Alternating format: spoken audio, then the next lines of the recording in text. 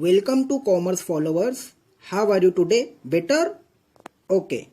Today we will discuss significance of principles of management. So let's start. Okay. इन तीनों की meaning definition को हमने हमारी लास्ट वीडियो में डिटेल में डिस्कस कर चुके हैं। आप हमारे चैनल के प्ले लिस्ट में जाकर उस वीडियो को देख सकते हैं। एक बार और इनकी मीनिंग देख लेते हैं। Meaning of management. Management is the act of managing all available resources of the business organization such as man, money, machines and materials etcetera for achieving organizational goal. Means organizational के goal को achieve करने के लिए effective way में all available resources जैसे man, money, machines and materials etcetera को effective way में manage करना मैनेजमेंट कहलाता है। क्लियर है? बात करते हैं प्रिंसिपल की। A basis statement that is accepted as true and that can be used as a basis of guidelines और जनरल रूल्स। मीन्स वो बेसिक सच, वो बेसिक ट्रूथ जिसे एक्सेप्ट किया गया हो और जिसे गाइडलाइंस और जनरल रूल्स के तौर पर यूज किया जाता हो। क्लियर है? बात करते हैं प्रिंसिपल्स ऑफ मैनेजमेंट की। Principles of management are the statement of fundamental truth that can be used as a guidelines, general rules और techniques for taking managerial decision. Means principles of management statement है fundamental truth या फिर हम कहेंगे basic truth का, जिसे manager decision लेने के लिए गाइडलाइंस और जनरल रूल्स और टेक्निक्स के तौर पर यूज करता हो। क्लियर है? Okay, so let start. Significance of management principles, या हम कहेंगे importance of management principle. First is provides useful insight to management, helpful in efficient utilization resources, scientific decision, understanding social responsibility, encourage research and development, helps to coordinate and control, develops objectives approach.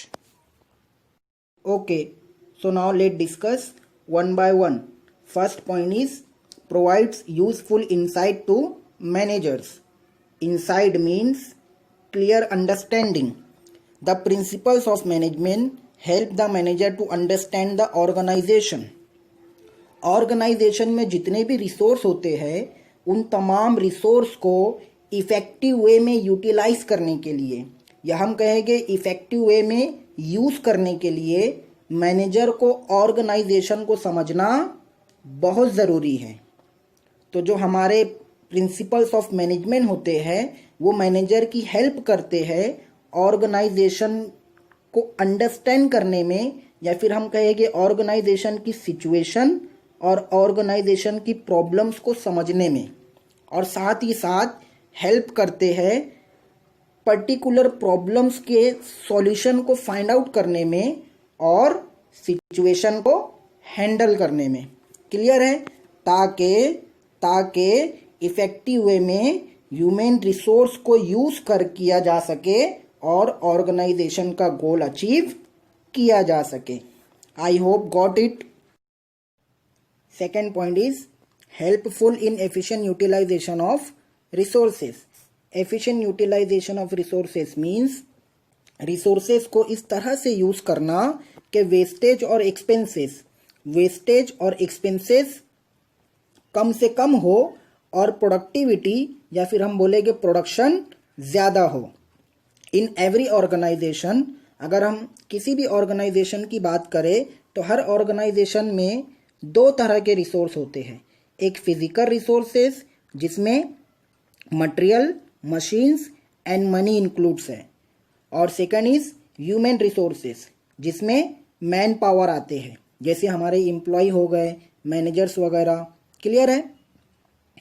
Principles of management manager की help करते हैं इन तमाम resources को efficient तरीके से utilise करने में, या हम बोलेंगे यूज करने में, और इनमें प्रॉपर बैलेंस बनाने में, ताकि क्वालिटी भी इंक्रीज हो और प्रोडक्टिविटी भी इंक्रीज हो। Third point is scientific decision. Business organization के पॉइंट ऑफ व्यू से बात करें तो साइंटिफिक डिसीजन मीन्स सिस्टमेटिक और balance decision.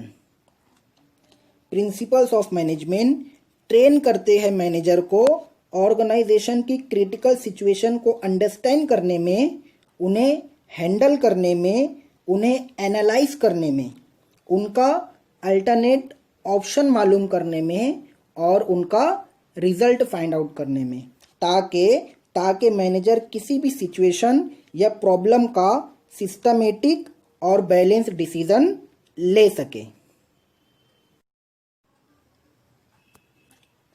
Fourth point, understanding social responsibility. Management principles guide management in understanding social responsibility of organization. Means principles of management manager को guide करते हैं organisation की social responsibility को समझने में, या हम बोलेंगे अंडरस्टैंड करने में। जैसे अगर हम बात करें रीजनेबल प्राइस में अच्छा प्रोडक्ट प्रोवाइड करना, फेयर कंपटीशन करना, फेयर रेम्यूनरेशन प्रोवाइड करना, मीन्स एम्प्लॉय को अच्छी सैलरी प्रोवाइड करना, हेल्दी वर्किंग प्लेस प्रोवाइड करना, स्टैंडर्ड या हम बोलेंगे अच्छे टूल्स एंड मशीनरी प्रोवाइड करना। Okay, now move to fifth point, that is research and development. Research and development के लिए प्रॉपर तरीके से प्रिंसिपल्स ऑफ मैनेजमेंट को समझना बहुत ज़रूरी है। प्रिंसिपल्स ऑफ मैनेजमेंट बेस बनते हैं, प्रिंसिपल्स ऑफ मैनेजमेंट बेस बनते हैं किसी भी रिसर्च एंड डेवलपमेंट के लिए, और साथ ही साथ मैनेजर की हेल्प करते हैं सही तरीके से डिसीजंस और एक्शंस लेने के लिए, ताकि मैनेजर प्रोडक्शन फील्ड में, फाइनेंस फील्ड में, मार्केटिंग फील्ड में और ह्यूमन रिसोर्स फील्ड में इनोवेशंस या डेवलपमेंट कर सके। Sixth point, that is helps to coordinate and control. अगर हम बात करें किसी भी ऑर्गेनाइजेशन में लार्ज नंबर ऑफ एम्प्लॉयज़ काम करते हैं, किसी भी ऑर्गेनाइजेशन में बहुत सारे एम्प्लॉय काम करते हैं और सब एम्प्लॉयज़ को कोऑर्डिनेट करना या हम बोले कि कोऑपरेट करना और साथ ही साथ उनके परफॉर्मेंस को कंट्रोल करना बहुत मुश्किल काम होता है। प्रिंसिपल्स ऑफ मैनेजमेंट मैनेजर को गाइडलाइंस प्रोवाइड करते हैं बेटर कोऑर्डिनेशन और एम्प्लॉयज़ के परफॉर्मेंस को कंट्रोल करने में। Seventh and last point, that is develop objective approach. With the help of various principles of management, one can develop an objective approach. Means various principles of management की help से manager में objective approach develop होता है और जो help करता है manager को बिजनेस अपॉर्चुनिटीज़ को आइडेंटिफाई करने में, जो हेल्प करता है मैनेजर की बिजनेस अपॉर्चुनिटीज़ को आइडेंटिफाई करने में और किसी भी प्रॉब्लम की जड़ तक जाकर सही तरीके से उसका सॉल्यूशन फाइंड आउट करने में, और साथ ही साथ मैनेजर के अंदर कॉन्फिडेंस बिल्ड करने में, ताकि इजीली वे में ऑर्गेनाइजेशन के गोल को अचीव किया जा सके। थैंक्स फॉर वॉचिंग और हमारी अगली वीडियो तक बी हैप्पी।